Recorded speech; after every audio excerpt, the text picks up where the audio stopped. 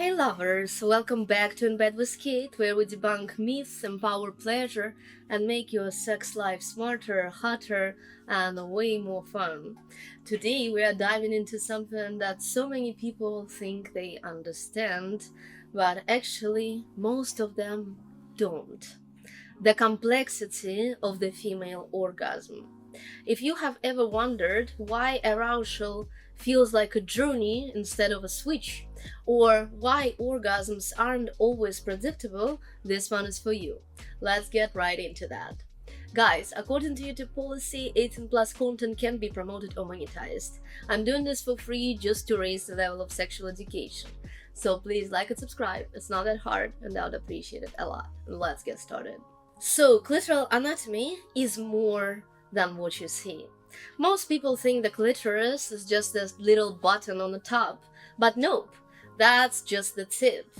It's just a hood. The clitoris is a full internal structure, about 4 inches long, but other parts are covered by flesh, right? And the clitoris has crura, legs, vestibular bulbs, a hood, and 8,000 plus nerve endings. Double the penis, right? So the penis has 4,000 nerve endings, and that makes clitoris the most sensitive part of human body. So it's the common center of pleasure for vulva owners, and if someone tells you just relax, remember there is a lot going on under the surface. So there are multiple pathways to orgasm and we have to understand it clearly. Clitoral stimulation is the most common, but it's far from the only one. So you can have external clitoral stimulation, you can stimulate G-spot, you can stimulate A-spot, you can stimulate nipples, you can stimulate yourself mentally, right? You might have fantasy, emotional connection, or dominant submissive approach to sex, and that can get you to orgasm just from your thoughts. Most vulva owners need a mix of mental and physical arousal. And here is the big one. The orgasm journey is nonlinear. Arousal goes up, down, pauses, spikes, drops, rises again. Distraction, stress, discomfort, or shame can shut things down. And even with the right stimulation, an orgasm may still not happen, and that's completely normal. How arousal works differently for men and women, or for penis owners and vulva owners. Longer warm-up is needed for vulva owners. Vulva owners usually need from 15 to 45 minutes of consistent arousal to be fully turned on. This is why Russian penetration often leads to discomfort. Mental arousal comes first. Feeling safe, connected, and relaxed is everything. And anxiety is the biggest pleasure killer. Lubrication is not equal arousal. You can be turned on and still dry. You can be wet and not aroused. Bodies are funny like that. This is why lube is your best friend, no matter what you're doing. Responsive desire. Most vulva owners don't get horny out of nowhere. Desire comes after touch, closeness, and some context, right? Think, oh, I wasn't in the mood until we started. So what is the real difference?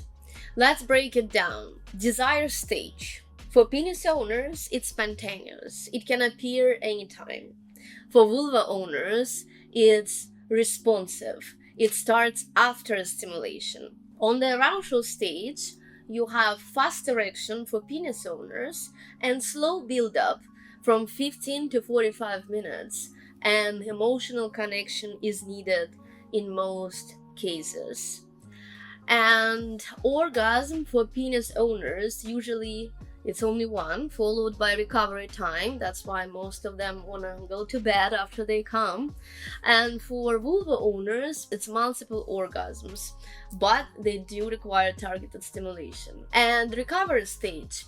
For penis owners, they experience energy drop and sleepiness. And for vulva owners on the recovery stage, they want closeness, they want touch, they want a hug, aftercare, and sometimes they feel detached when it's not happening because for him this recovery stage is happening completely differently. So, what is the same for both penis and vulva owners? Increased blood flow, sensitivity, mental arousal, and potential for amazing pleasure across all genders. Why this matters? Understanding these differences isn't about competition, it's about connection.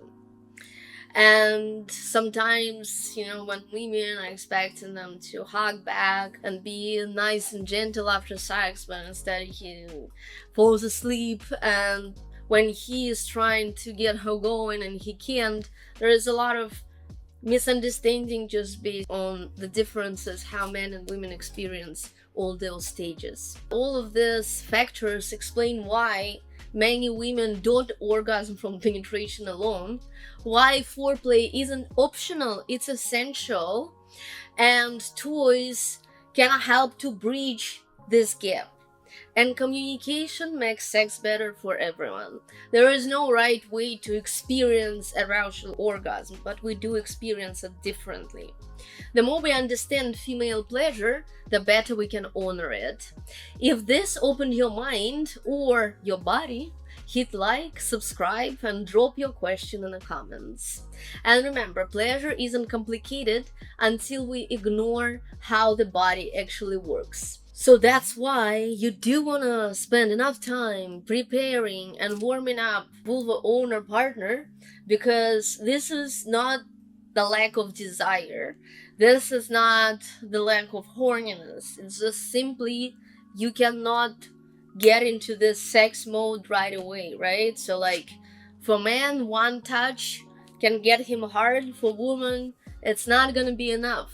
So that's why when you see that your partner is not ready, it doesn't mean that you're supposed to just still go for it or just leave her alone. No, just give it more time, give her a massage, get her to the point of being turned on mentally and physically.